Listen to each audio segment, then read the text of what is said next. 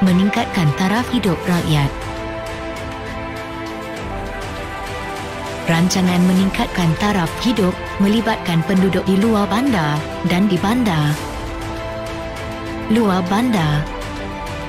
Tumpuan diberikan kepada penduduk miskin yang terdiri daripada petani, pekebun getah dan kelapa, nelayan, buruh dan penduduk kampung baharu. Usaha pembangunan dilakukan menerusi kegiatan gerakan koperasi yang sedia ada di luar bandar. Program yang dilaksanakan termasuklah penerokaan tanah baru, bantuan peralatan pertanian, khidmat nasihat, subsidi benih dan baja, kemudahan kredit, pemasaran dan pusat kemajuan peladang. Bandar. Penduduk di bandar pula menghadapi kemiskinan disebabkan pendapatan yang rendah dan masalah perumahan.